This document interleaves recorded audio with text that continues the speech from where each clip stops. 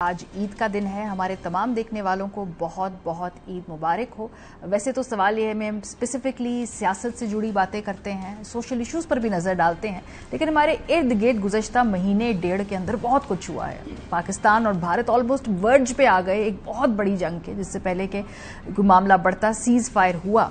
सियासत के अंदर भी हम देखते हैं उतार चढ़ाव आता रहता है, लेकिन आज के दिन, ईद के दिन, हम इन दोनों में से कोई भी बात नहीं करेंगे। हम बात करेंगे उम्मीद की, हम बात करेंगे पाकिस्तान के उस रोशन चेहरे की जिसको हमें बार बार दुनिया से मुतारिफ कराने की जरूरत है। हम बात करेंगे पाकिस्तान की उन प्रॉमिसिंग खवातीन और बच्चियों की जो अपनी अपनी फील्ड्स में किसी न किसी तरीके से मुल्क का नाम रोशन कर रही हैं और देर पुशिंग बाउंड्रीज, और आने वाली जो अगली नस्लें हैं उनकी खवातीन के लिए स्पेस बना रही हैं। सो आज मेरे पास 4 कंप्लिश खवातीन हैं, मुख्तलिफ वॉक्स ऑफ लाइफ से हैं। कुछ को आप जानते हैं, कुछ को आप आज बहुत अच्छी तरीके से जान लेंगे। इन सब का मैं तारुफ कराती हूँ और मेरे सामने ये सफ़े इसलिए मौजूद है क्योंकि उनकी अकम्पलिशमेंट्स इतनी ज़्यादा है, मेरा नहीं ख्याल था कि मैं उनको याद या जहन नशीन कर पाऊंगी, तो मैंने ये कागज़ पे लिख ली है ताकि किसी का कोई भी तारुफ जो है वो कम न रहे। सो स्टूडियो में हमारे साथ 2 मेहमान हैं। समर खान है हमारे साथ और अबिहा हैदर है। समर खान एक पाकिस्तानी साइकिलिस्ट हैं। एक आध दफ़ा मैं भी समर के साथ साइकिलिंग कर चुकी हूँ इस्लामाबाद के अंदर, लेकिन वो बहुत ही मेरी बेसिक लेवल की साइकिलिंग है। समर तो एक्सट्रीम स्पोर्ट्स करती हैं। ये सूबा खैबर पख्तूनख्वा से इनका ताल्लुक है, मालकन डिवीजन, जिला लोअर दीर, और इन्होंने साइकिल पर अफ्रीका की बुलंद तरीन चोटी दिसंबर 2017 को सर की थी। और उस चोटी की अगर मैं आपको बताऊं कि हाइट क्या थी, वो 5895 मीटर बुलंद चोटी सर की थी और दुनिया की पहली खातून साइकिलिस्ट। यही नहीं, गिलगित बल्तिस्तान की कोही कराक्रम पर भी, ये ग्लेशियर की चोटी पर भी साइकिल चलाने वाली खातून है। इसके अलावा roof of Africa, Kilimanjaro, I hope कि मैं इसको सही प्रोनाउंस कर रही हूँ, उस पर भी साइकिल चला चुकी हैं। सो भरपूर तरीके से जो पब्लिक स्पेसेस पे खवातीन की जगह रिक्लेम करनी है, समर उसमें बड़ा अहम किरदार अदा कर रही हैं। इसके साथ अबिहा हैं। अबिहा एक फुटबॉलर है जो बलोचिस्तान यूनाइटेड और पाकिस्तान खवातीन की कौमी फुटबॉल की मिडफील्डर के तौर पे खेलती रही हैं। इनके साथ साथ आप विजुअल्स भी देख रहे हैं, when she is in her element. वो पाकिस्तान की ऑस्ट्रेलियन फुटबॉल लीग टीम की कैप्टन भी रह चुकी हैं। 2017 के ऑस्ट्रेलियन फुटबॉल इंटरनेशनल कप में उन्होंने हिस्सा भी लिया।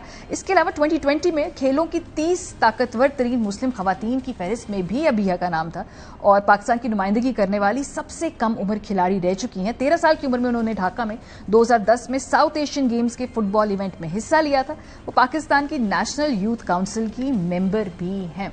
सो ये 2 मेहमान हमारे साथ स्टूडियो में। 2 और मेहमान हैं जो दूसरे शहर से हमारे साथ मौजूद हैं। कशमाला तलत 22 साल की हैं कशमाला तलत और पाकिस्तान की स्पोर्ट्स शूटर है। Very interesting choice of career and शौक।